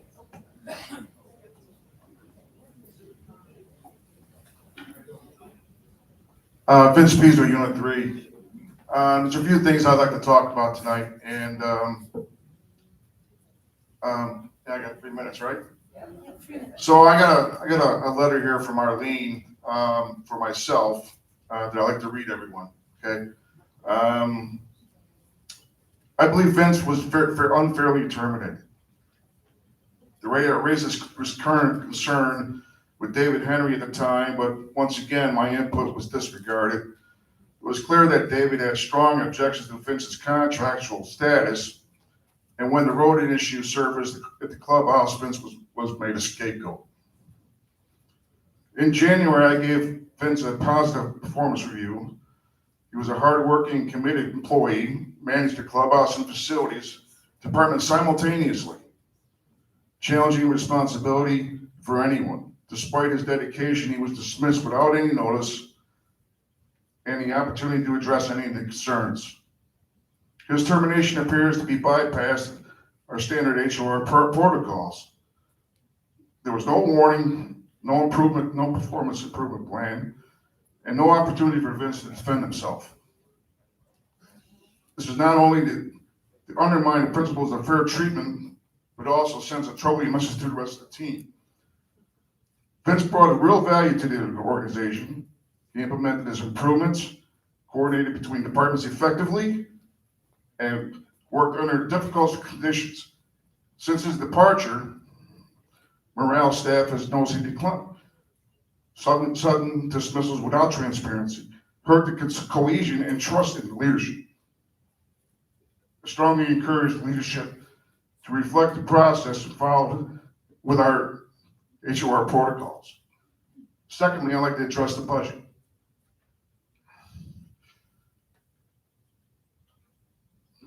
This is not where we're at now, is because we didn't pass last year's budget. Think about it. All right. This goes back many years. When we don't get into things when we want a $1 increase, $2, whatever, and nobody starts saying no, it's their responsibility up there to promote it, not to deny it. Okay, you had members of the board denying it. Don't vote for the budget. And what happens? Okay, let's put everything in perspective here. When we vote down our budget, it hurts us as a community. It hurts us to where we can't manage nor purchase things that we need. okay? Like toilet tissue, okay? Or tissue for the office, for here. Everything is managed with history and with knowledge of when to buy it, how to buy it. So I strongly encourage everyone here to vote for the budget. But there's one thing. This board has alienated 400 people. You're, Wait. no, wait a minute. They have alienated 400 people Vince. because of the fact Vince. that they've disregarded mowing our ponds on a golf course. Okay. Point of order. Vince, you can go to the back of the line and come back up and get your point across. Okay, But all right. you've been Thank you, 3 minutes, everyone. 37 seconds. Thank you. Hello, I'm Larry Vanderby, Unit 2, and I'm on the Golf Course Board of Directors. I'm here to inform the rest of Brookridge community about a stance the BCPO board has taken dealing with a black boundary fence between Brookridge and Spring Ridge. Earlier this year, the fence was vandalized in 2 areas, and a tree limb from a Brookridge tree blew down and damaged the fence in 3 sections. The golf course volunteers cleared the tree, and I called Spring Ridge. I talked to Sandra, their executive director, and asked her what in the past has been a procedure when this has happened.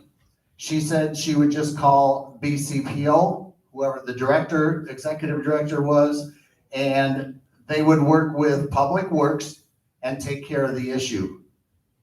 When I talked to the Public Works staff, they said they just need a call from Catherine and they could fix the fencing. Sandra did say that 2 of the vandalized areas were done by Spring Ridge children, and they had it on video, and the parents had agreed to pay for the repairs in those 2 areas. When weeks went by and nothing was done, I met with Catherine and Roberta about the situation, and all they would say was that fence was a golf course fence because it was on golf course property. It was our responsibility to take care of it as a golf course. If there was anything different, they wanted to see it in writing. Well, I don't think that statement has fared too well lately, because the only thing showing up in writing seems to be coming from other lawyers. When Spring Ridge was established, an agreement between the 2 communities was reached where Spring Ridge would pay for and install the entire boundary fence, and Brookridge would maintain it. The golf course was never involved.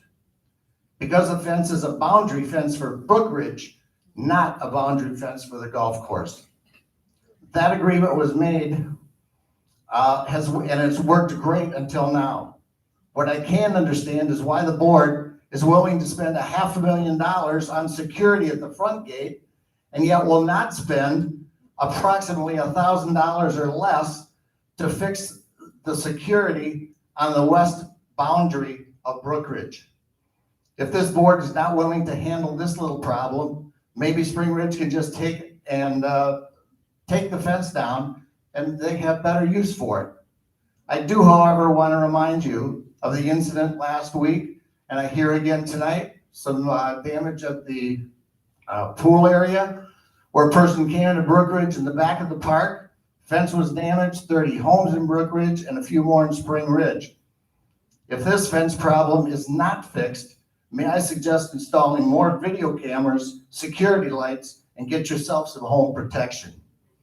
I know this board has their past statement every time. I really appreciate you coming up and talking to us, but you're 3 minutes and 27 seconds, and I really have to make sure that you go to the back of the line and wait for the next turn, and at least let us respond to this. So, but your 3 minutes is up.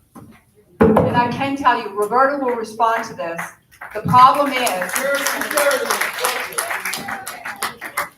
the difficulty is, the fence that he's talking about, there was a tree that fell on it that was on the golf course property. We had spoken about it prior to. Then he did come to us, we did talk to him. We said, if it's in writing, let us see it, and we'll make sure the attorney gets it. We'll adhere to what Brookridge is supposed to adhere to. The difficulty with that is that Roberta made the calls. I'm gonna let her speak to that, because we did find out information about the fence in the back.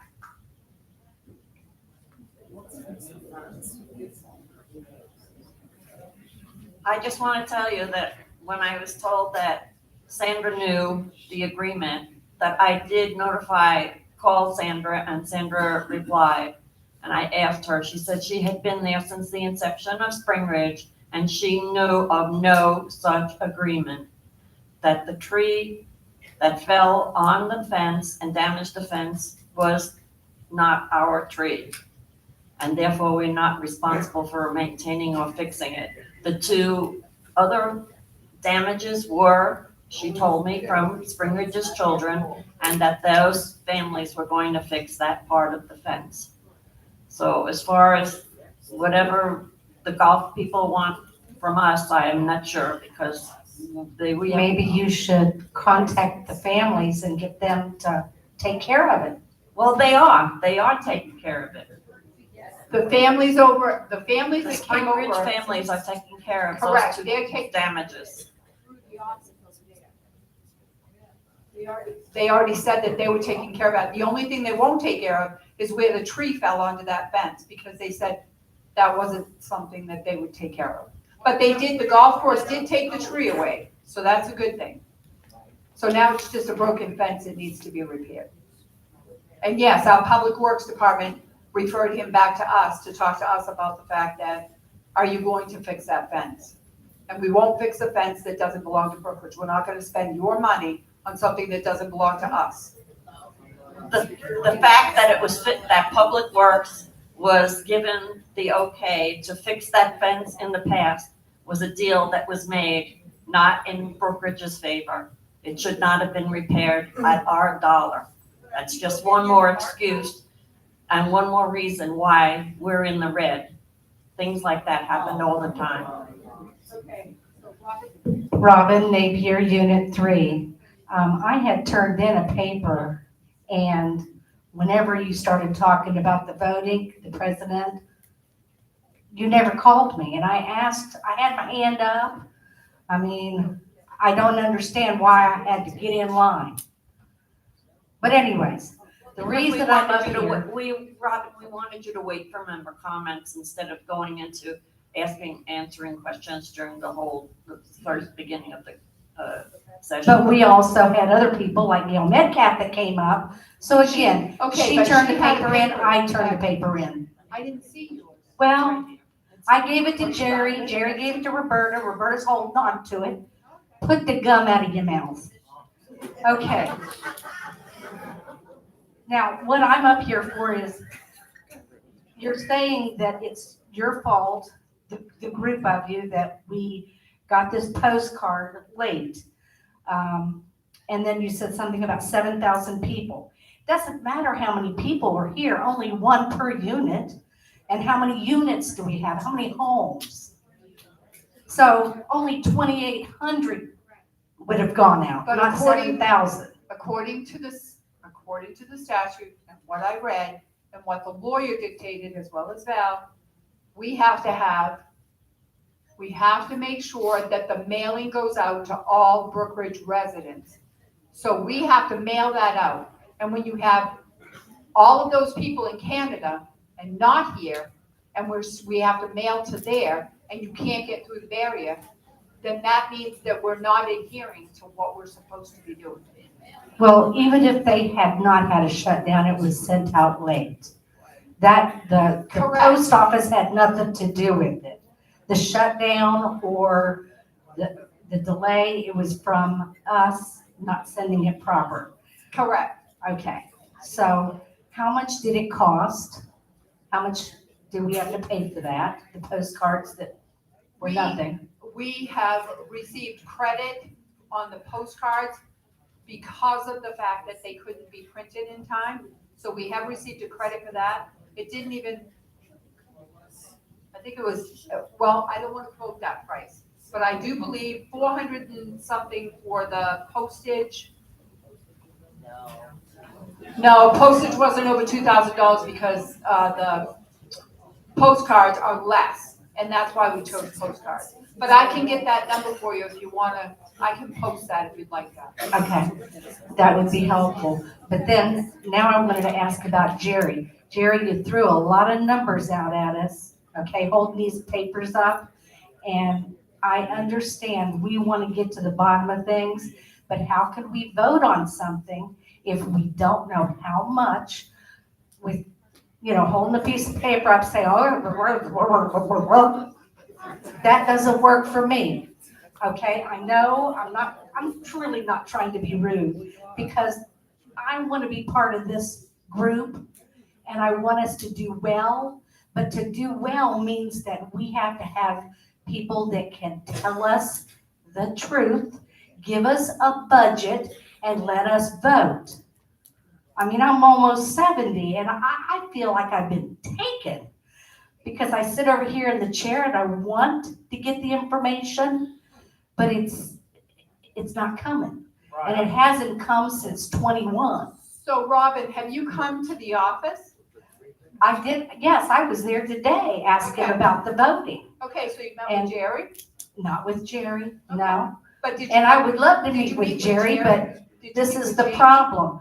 When you go online Uh-huh. and you see things like what people are calling it like a hit list, what a joke. But, Okay, so this is another platform for social media. well, I know it's not. No. But that's why I wouldn't want to meet with Jerry. I Okay. want to meet with maybe the accountant. Meet with somebody who You can meet with give Jamie. us the Jamie's open and paperwork available to that anybody shows wants to meet correct with her. numbers. Jamie is open and available to meet with anybody Tuesday or Wednesday. She's already said that. She leaves Tuesday or herself wide Wednesday, I'll open. be there. Thank you.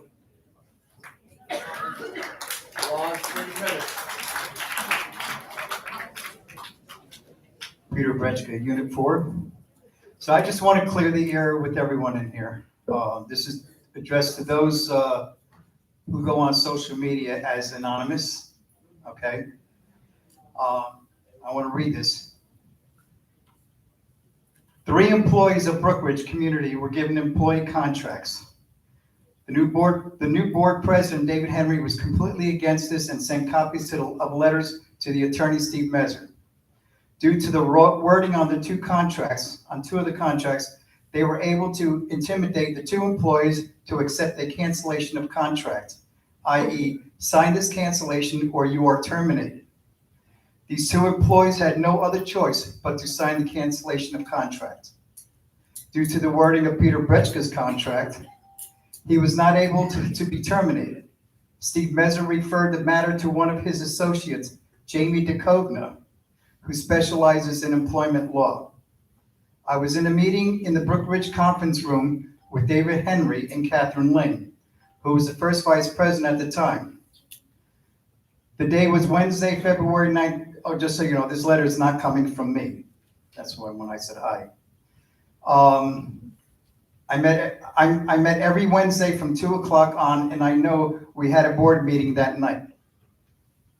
David informed me that he was waiting for a return call from Jamie DeCovna.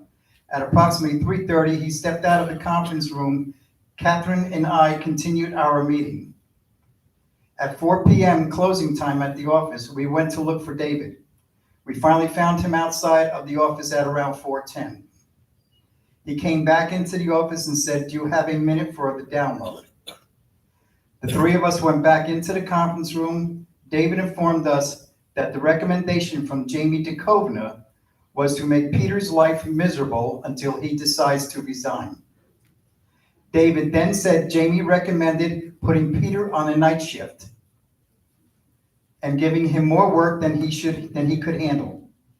Informed him that he had to do the reports daily and weekly, as well as patrol the community using the code enforcement vehicle. Now, this was the night shift that was eliminated by David, just so you know. David asked my opinion, and I told him that Peter would hate it. He gave me a look and said, "Well, isn't that what we want?" I didn't answer him, but for the record, I was totally against any type of intimidation. However, I was made to feel that if I didn't cooperate, I would be terminated as well. Arlene Ahrens. And, Thank you, Peter. How Your much 3 time I minutes is have? up, so you can go to the back of the line. I would appreciate that. Thank you. quite welcome.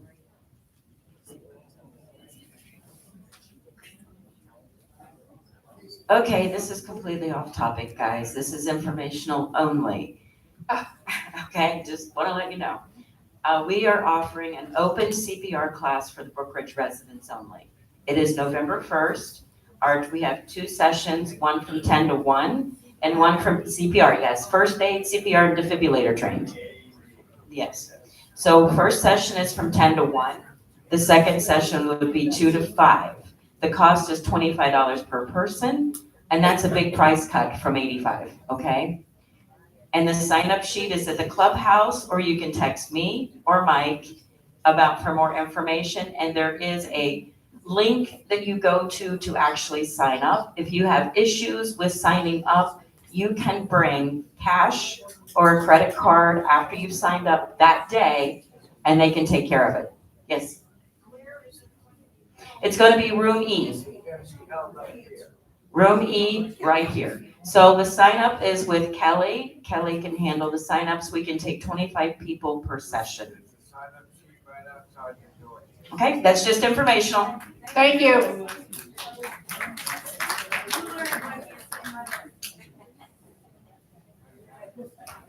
Sheila Brinchko, Unit 4. I have a letter that I was asked to read from Jamie Everini. She was our clubhouse manager. She says, I am writing this letter regarding the reasons behind my resignations as a BCPO clubhouse manager. There have been many explanations given by the board regarding my resignations and regarding actions I took as a manager which are not true. The following is a list as to some of the reasons why I chose to resign. I was told I had to fire people without any reason other than Catherine's feelings that they were involved in vandalism at the clubhouse.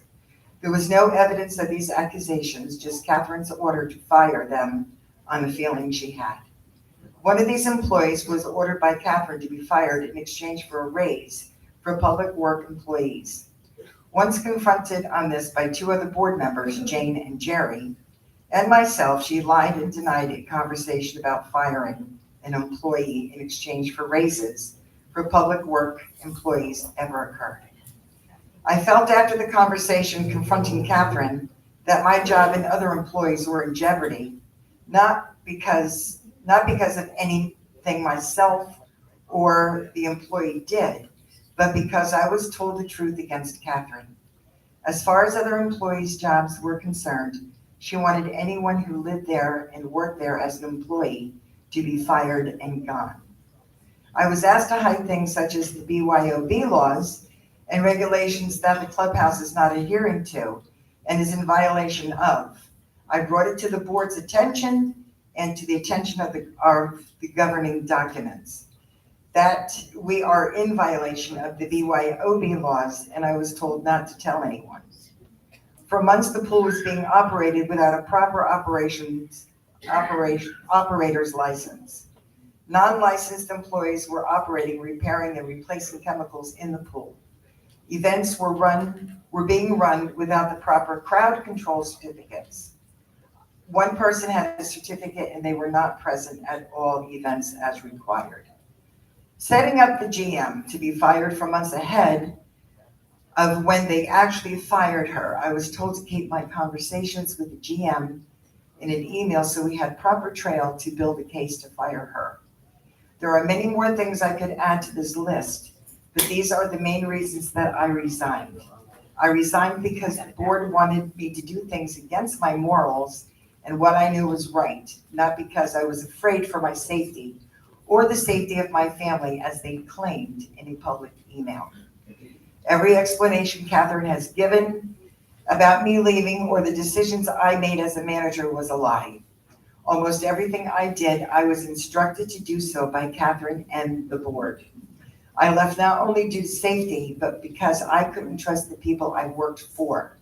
These accusations must or may seem unbelievable, but I have texts and emails to support what I'm saying. These texts and emails have been attempted to be erased and hidden by the board as well in order to cover I hate up to the do this, truth. but your 3 minutes is up. So There's just like two with more Peter and things. just like I with had Vince nothing and but the best everybody else, I have to intentions. ask you to get to the back. I had nothing but the best intentions. Susan Schaefer, Unit 3. I will be have closing nothing down but this best meeting. intentions. Okay, meeting As the adjourned. Thank you very clubhouse much. manager, I'm I had a asking great the team of officers hardworking to help me people out. who, like We're myself, done. just want to make We Brookridge are great done. again. Done, Thank you, done, Jamie. and done. Anybody don't believe me, you can see my text from Jamie saying, Catherine Lane made me fire you. Okay? That's it. Thank you very much for attending tonight.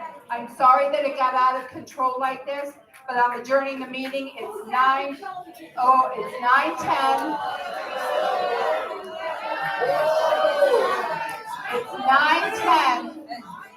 It's 9:10. I'm adjourning the meeting because people are getting out of control. If people have something to say and they want to do it in an appropriate Catherine, fashion, can you tell us about then the we false can do bond that. threat Thank you you made, very Catherine? much. I make a motion that we Catherine, adjourn can you the tell us meeting. about the false All bond those in threat you favor? made? Aye. Catherine, can you tell us about the false bond threat you made to have an employee fired? Can you tell us about that, Catherine? This is not the first time I've faced Satan.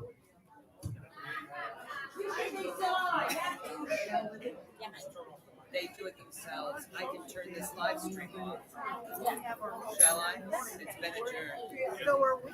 Can we set us up?